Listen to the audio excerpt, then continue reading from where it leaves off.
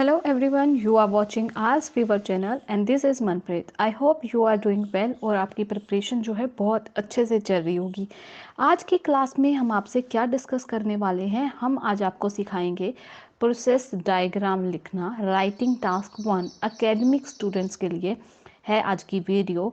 आज हम वीडियो में फुल डिटेल में डिस्क्राइब करने वाले हैं प्रोसेस डायग्राम, क्या स्ट्रक्चर होता है राइट प्रोसेस डायग्राम को लिखने का, किस तरह से सेंटेंस स्ट्रक्चर को फॉर्म किया जाता है, किस तरह से सेंटेंस को बनाया जाता है और किस तरह से जो टाइम पीरियड है उसको एक्सप्लेन किया जाता है, कौन कौन से कनेक्टर यूज़ किए जाते हैं और साथ ही साथ जो भी आपके डाउट्स हैं, जो भी आपके क्वेश्चन हैं प्रोसेस डायग्राम को लेकर, वो सारे इस वीडियो के बाद आपके क्लियर होने वाले हैं। आपको कोई भी डाउट या कोई भी क्वेश्चन नहीं रहेगा। सो मैं आपसे प्रॉमिस करती हूँ कि अगर आप वीडियो को एंड तक देखते हो तो जो यकीन मानिए कि वीडियो के एंड तक आप अच्छे से प्रोसेस डायग्राम लिखना सीख जाओगे और ये वीडियो देखने के बाद आपको कभी भी प्रोसेस डायग्राम लिखने में कोई प्रॉब्लम नहीं आने वाली है।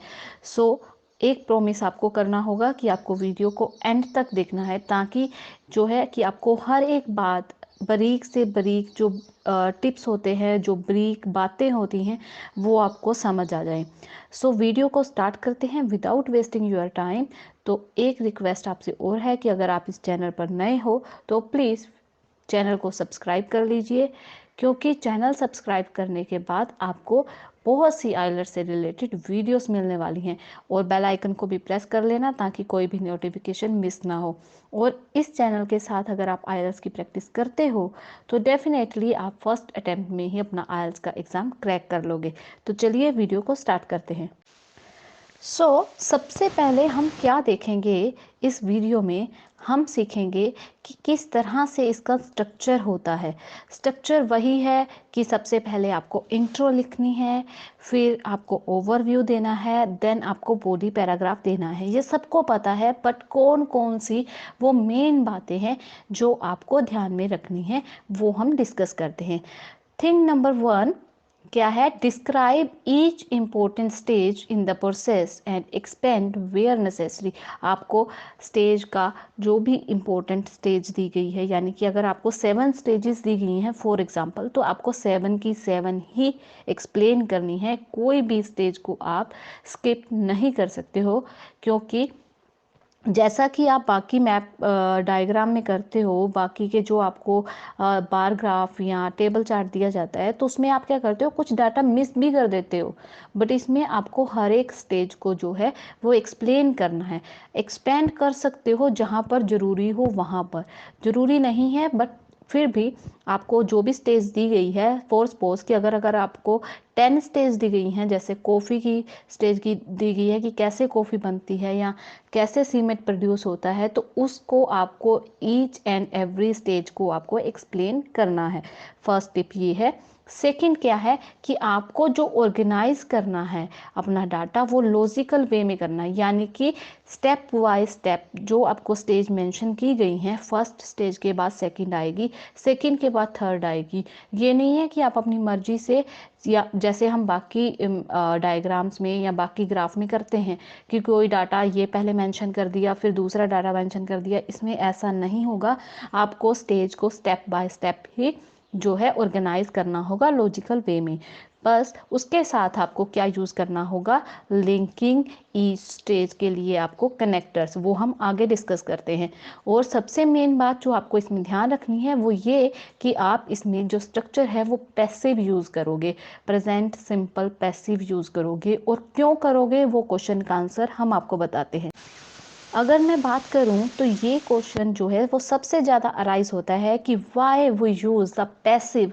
हम क्यों यूज़ करें पैसिव डिस्क्राइब करने के लिए एक प्रोसेस चार्ट को। उसके पीछे एक लॉजिकल रीज़न है कि हमें जब प्रोसेस लिखते हैं, when you write about a process you are interested in what's happen, कि क्या हो रहा है, आप इस चीज़ में इंटरेस्टेड होते हो, नॉट हु डज इट। ये नहीं कि कौन कर रहा है। When you are interested in who is carrying out an action, you usually use the passive.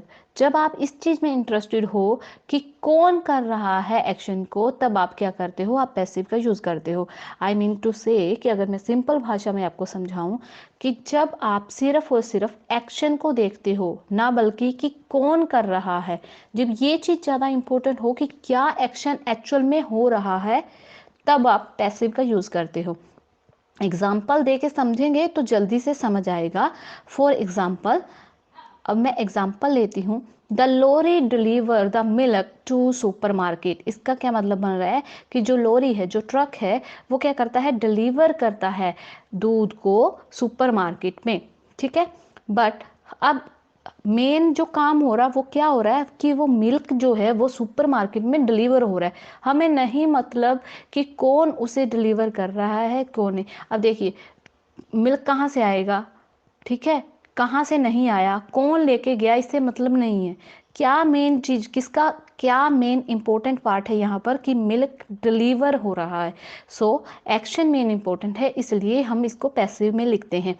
The milk is delivered to the supermarket. अब यहाँ पर बाय द लॉरी लिखने की जरूरत नहीं है कि लॉरी के द्वारा मिल्क को सुपर मार्केट में डिलीवर किया जाता है, ये लिखने की जरूरत नहीं है। Simply milk is deliver to supermarket, ये अपने आप में एक सेंटेंस कंप्लीट है कि ये सुपरमार्केट में डिलीवर किया जाता है। अच्छा, अब इसके बाद जो है हम बात करते हैं टाइम की।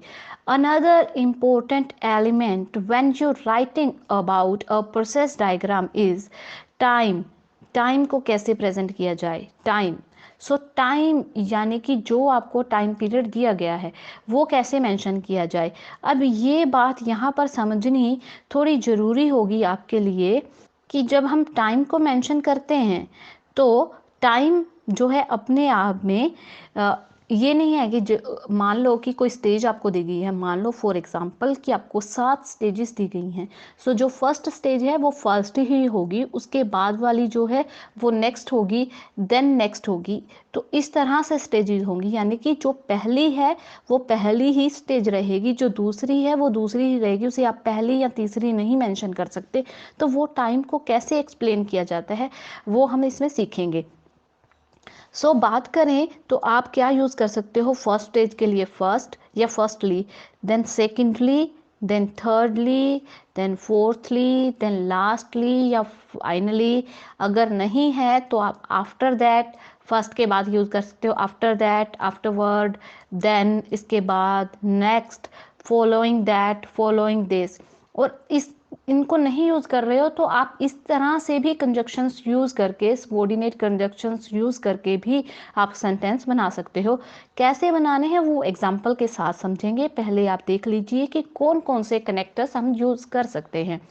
After, before, until, until this, until this is happening, ठीक है। सो ऐसे once, when, having, at the same time as, and contrast के लिए वाइल।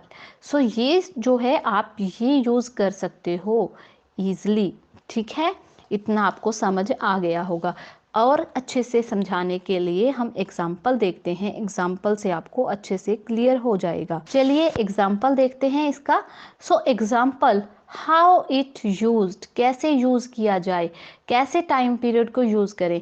सो जब आप कोई फर्स्ट की बात कर रहे हो, जब आप फर्स्ट अपना सेंटेंस लिखने वाले हो, फर्स्ट स्टेज को मेंशन करने वाले हो, उस टाइम पे आपको फर्स्ट प्लस उसके बाद लिखना है sentence. For example, first the cow graze in the field, यानी कि काउ को फीड मिलती है फील्ड से। उसके बाद हमने सेकंड डिस्कस किया था आफ्टर दैट। आफ्टर दैट के बाद आपको लिखना है सेंटेंस। आफ्टर दैट मतलब ये खाने के बाद, after that the milk is pasteurised, यानी कि उसके बाद क्या है, मिल्क को प्रोड्यूस किया जाता है। आफ्टर वर्ड प्लस सेंटेंस, फिर उसके बाद आप यूज कर सकते हो connector afterward, the milk is, ठीक है। फिर उसी तरह से similarly then, next and following this, ठीक है। ये हो गया आपके एग्जाम्पल्स कि इस तरह से आप जो है मेंशन कर सकते हो। फिर अगर बात करें तो कॉम्प्लेक्स स्ट्रक्चर की, तो वो किस तरह से होगा, आप आफ्टर लिख सकते हो, फिर आप एक सेंटेंस लिख सकते हो, देन आप कोमा ऐड ऑन कर सकते हो, फिर एक सेंटेंस लिख सकते हो। वो कैसे? After the milk is packed and labelled, comma, अब यहाँ पर कोमा यूज किया गया है, it is delivered, sorry, it is delivered, ठीक है। After the milk is packed and labelled, अब इज पैक्ड यहाँ पर क्या है? प्रेजेंट पैसिव यूज किया गया है। जब मिल्क को पैक और लेबल कर लिया जाता है उसके बाद उसे डिलीवर्ड कर दिया जाता है। आफ्टर प्लस जेनर्ड, अब आफ्टर बीइंग, अब यहाँ से गौर से देखिए, after being packed and labelled, अब मैंने यहाँ नहीं लिखा है, मैंने मिल्क यहाँ नहीं लिखा, after being packed and labelled then comma, फिर द मिल्क इज डिलीवर्ड। आप ये जो मैं आपको सेंटेंस स्ट्रक्चर बता रही हूँ, आप इसे जो है अपनी नोटबुक में एक अलग से नोट्स बना के कि प्रोसेस डायग्राम को इस तरह से प्रेजेंट किया जाता है, आप सेंटेंस स्ट्रक्चर नोट डाउन कर सकते हो। एक दो बार जब आप नोटबुक से देखकर लिखोगे तो जब 2 बार आप प्रैक्टिस कर लोगे तो तीसरी बार आपको करने की ज़रूरत नहीं पड़ेगी, आपको ऑटोमेटिकली सारे स्ट्रक्चर पता होंगे। उससे बाद स्ट्रक्चर क्या है? बिफोर सेंटेंस, फिर कोमा, फिर sentence. Before the milk is delivered, milk को डिलीवर करने से पहले it is packed and labelled, इसे पैक और लेबल किया जाता है। Before plus gerund, before being delivered, deliver करने से पहले comma, the milk is packed and labelled. फिर इस तरह से भी आप सेंटेंस लिख सकते हो, sentence then until then sentence. The milk is stored in a holding tank, holding tank में स्टोर किया जाता है अनटिल, कब तक? It is ready to be deliver, जब तक उसे डिलीवर नहीं किया जाता तब तक उसे स्टोर किया जाता है होल्डिंग टैंक में। इस तरह से भी आप लिख सकते हो वंस का यूज करके, once then sentence then comma then sentence. Once the cow have been milked, जब तक काउ को मिल्क निकाल लिया जाता है, then comma, they are then return to field, फिर उन्हें वापस क्या है कि उन्हें भेज दिया जाता है। देन सेंटेंस, फिर वंस बीच में आ जाएगा। इसी तरह से आप जो है कॉम्प्लेक्स स्ट्रक्चर बना सकते हो। अच्छा, उसके बाद की अगर बात की जाए तो उसके बाद अगर दो व्हेन के साथ भी आप ऐसे ही कर सकते हो, व्हेन फिर सेंटेंस फिर कोमा फिर अनदर सेंटेंस।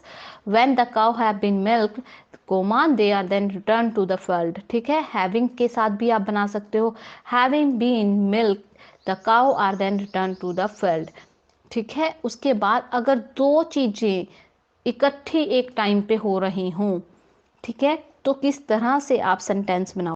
कोई दो चीज़ें जब इकट्ठी एक जगह पर हो रही हो, एक सेम टाइम पे हो रही हो, तो सेंटेंस देन आप कनेक्टर यूज करोगे at the same time as, फिर sentence the cow are milked at the same time as the holding tank is prepared. Holding tank को जो प्रिपेयर कर रहे होते हैं उसके साथ साथ क्या है, काउ का मिल्क भी निकाल रहे होते हैं। एट द सेम टाइम आप स्टार्टिंग में भी लिख सकते हो, देन आप सेंटेंस लिख सकते हो at the same time as the holding tank is prepared, फिर जो आपका बाद वाला सेंटेंस है वो पहले आ जाएगा, फिर कोमा, फिर आपका सेंटेंस जो नॉर्मल सेंटेंस है। इसी तरह वाइल लगा के भी आप जो है वो सेंटेंस बना सकते हो, सेंटेंस देन वाइल, और वाइल इसी तरह से आप स्टार्टिंग में भी लिख सकते हो, the cow are milked while the holding tank is prepared, while the holding tank is prepared the cow are milked। ये आपको क्लियर हो गया होगा, आई होप आपके जो भी डाउट हैं ये आपके क्लियर हो गए होंगे। अगर आपको वीडियो इंफॉर्मेटिव लगे तो आप लाइक जरूर किया कीजिए एंड में, और शेयर भी कर दीजिए। चलिए हम आगे इसको आपको एक एग्जांपल दे के समझाते हैं ताकि आपको किस तरह से इसको पूरे को लिखा जाता है वो आपको क्लियर हो जाए। अब आपको देखो ये पता लग गया कि हम पैसिव क्यों लिखते हैं, और साथ में आपको ये भी पता लग गया कि कौन कौन से सेंटेंस स्ट्रक्चर आपको यूज़ करने हैं, ठीक है, किस तरह से टाइम पीरियड में कनेक्टर ऐड ऑन करने हैं, ये आपका डाउट्स क्लियर हो चुके हैं। अब मेन बारी है कि इन सारे स्ट्रक्चर्स को एक डायग्राम में एक में किस तरह से प्रेजेंट किया जाता है वो भी आपका डाउट क्लियर होने वाला है। हम आपके साथ शेयर करने वाले हैं अब एग्जाम्पल, फुल सैंपल बैंड 9 का, ताकि आपको सारे डाउट क्लियर हो जाए। चलिए स्टार्ट करते हैं। अब बात करने वाले हैं हम क्वेश्चन की।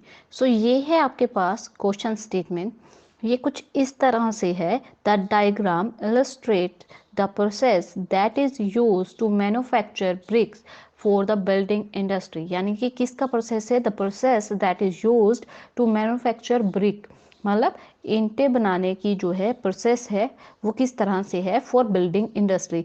Summarise the information by selecting and reporting the main feature and make comparison where relevant. So आपको दिया गया है ब्रिक मैन्युफैक्चरिंग प्रोसेस। अब यहाँ पर बात की जाए तो ब्रिक मैन्युफैक्चरिंग प्रोसेस है। सो ये आपको कुछ डायग्राम आपका इस तरह से दिखेगा।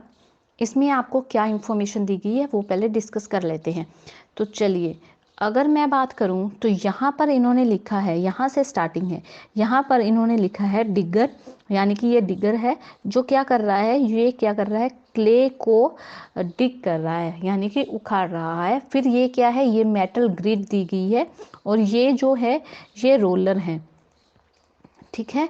तो यहाँ पर ये रोलर हैं जो इसे रोल कर रहे हैं। और उसके बाद पे क्या है, ये जो मेटल ग्रिड है उसके बाद इसमें क्या किया जा रहा है, सैंड एंड वाटर, देन उसको क्या किया जाता है, फिर इसको वायर कटर की सहायता से ब्रिक में कन्वर्ट, पहले मोल्ड किया जाता है, फिर वायर कटर के साथ ब्रिक बनाई जाती हैं। फिर अब ये एरो का निशान हमें दिखाई दे रहा है, उसके बाद प्रोसेस यहाँ पे आ रहा है। फिर उसे ड्राइंग ओवन में रखा जाता है 24 टू 48 आवर्स के लिए। फिर उसके बाद इसे इस चैम्बर में भेजा जाता है। ये चैम्बर क्या है, ये कूलिंग चैम्बर है जिसमें इसे मॉडरेट टू हाई टेम्परेचर पर जो है हीट किया जाता है। ये हमें पहले मॉडरेट यानी कि पहले कम पे फिर हाई पे किया जाता है। उसके बाद उसे कूलिंग चैम्बर में 48 टू 72 आवर्स के लिए उसे कूल किया जाता है। उसके बाद यहाँ पर देखें तो उसके बाद इसको पैकेजिंग की जाती है, इसकी पैक किया जाता है, फिर इसको क्या किया जाता है, डिलीवर किया जाता है। सो इस तरह से आपकी प्रोसेस है। ये आपको पता लग रहा है स्टेप बाय स्टेप। यानी कि फर्स्ट स्टेप क्या है, डिगर के द्वारा क्ले को डिग किया जाता है। उसके बाद उसे मेटल ग्रिड के सहायता से रोलर होते हैं जिसमें उसे रोल किया जाता है। Then sand and water mix करके उसका मिक्सचर बनाया जाता है। फिर उसे मोल्ड की सहायता से उसकी शेप दी जाती है। फिर वायर कटर से ब्रिक को कट किया जाता है। फिर उसे ड्राइंग ओवन में सुखाने के लिए रखा जाता है 48 घंटे के लिए। उसके बाद उसको टेम्परेचर में हीट किया जाता है, पकाया जाता है, मतलब उसे पक्की ईंट बनाया जाता है। तो वो मिट्टी वाला जो मिक्सचर है उसको हीट किया जाता है मॉडरेट टू हाई में 1300 डिग्री सेल्सियस तक। फिर उसे कूलिंग चैम्बर में 72 घंटे तक कूल किया जाता है। फिर पैक देन डिलीवर। ये ओवरऑल आपको व्यू समझ आ गया होगा, ओवरऑल आपको प्रोसेस समझ आ गया होगा। अब इसको लिखना किस तरह है, मेन हमारा ये पार्ट है। सो किस तरह से प्रेजेंट किया जाता है वो भी देख लेते हैं। चलिए लिखते हैं body paragraph. To begin, to begin की जगह पर आप फर्स्टली भी लिख सकते हो या फर्स्ट स्टेज भी लिख सकते हो। The clay use to make the brick is dig up from ground by a large digger. Large digger की सहायता से क्ले को जो है डिग किया जाता है। ये हमने देखा था फर्स्ट स्टेज में। यहाँ पर अगर मैं बात करूँ तो यहाँ पर ये है डिगर जिसकी सहायता से ये क्ले है इसको हमने डिग किया था। फिर नेक्स्ट स्टेज में क्या है, ये मेटल ग्रिड है, इसकी सहायता से और रोलर की सहायता से इसको छोटे छोटे पीसेस में कन्वर्ट किया जाता है। तो चलिए लिखते हैं अगली। This clay is then placed into a metal grid which is used to break up the clay into small pieces। अब मैंने यहाँ पर जो हाईलाइट किए हैं ये कनेक्टर्स हैं और किस तरह से पैसिव यूज़ किया है वो किया है। उसके बाद क्या किया जाता है, क्ले को मेटल ग्रिड में प्लेस्ड कर लिया जाता है और उन्हें छोटे छोटे हिस्सों में तोड़ लिया जाता है। और roller assist in this process, और एक रोलर उसकी सहायता से उसकी मदद करता है इस प्रोसेस में। फॉलोइंग दिस, इसकी जगह पर आप जैसे हमने आगे डिस्कस किया था टाइम को प्रेजेंट करने के लिए, after, next, in the subsequent stage, following this, then, after that, ये सारे वर्ड्स आप यूज़ कर सकते हो। उसके बाद क्या था, यहाँ पर सैंड एंड वाटर को जो है वो मिक्स किया जाता है। सैंड एंड वाटर को मिक्स किया जाता है और उन्हें शेप दी जाती है मोल्ड्स के द्वारा और वायर कटर की सहायता से ब्रिक में कन्वर्ट किया जाता है। सो थर्ड स्टेज को हम लिखते हैं following this sand and water are added. Sand and water को जो है वो ऐड किया जाता है to the clay and this mixture is turned into brick by either placing it into a mould and using a wire cutter. Next उसके बाद क्या किया जाता है, उसे ड्राइंग ओवन में 24 to 48 आवर्स के लिए ड्राई किया जाता है। Next these brick are placed, इनको प्लेस किया जाता है in an oven to dry करने के लिए अवन में रखा जाता है फॉर 24 to 48 आवर्स। ठीक है, अब मैं अगली बात कर रही हूँ अगली स्टेज की। इन द सब्सिक्वेंट स्टेज, इससे अगली स्टेज की बात कर रही हूँ।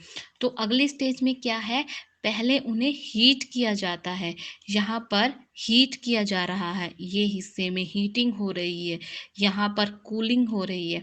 हीटिंग कहाँ से कहाँ तक हो रही है, हीटिंग की बात करें तो 200 डिग्री सेल्सियस से लेकर 1300 डिग्री सेल्सियस तक कर रहे हैं, यानी कि 200 से 1300 डिग्री सेल्सियस तक हीट कर रहे हैं और 48 to 72 आवर्स के लिए उसे कूल किया जाता है, फिर पैकेज और फिर डिलीवरी। चलिए लिखते हैं फटाफट से।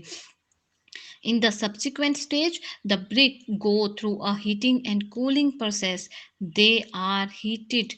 They are heated in a kiln at moderate and then a high temperature ranging from 200 degree Celsius to 13 degree Celsius, following by इसके बाद a cooling process in a chamber for 2 to 3 days।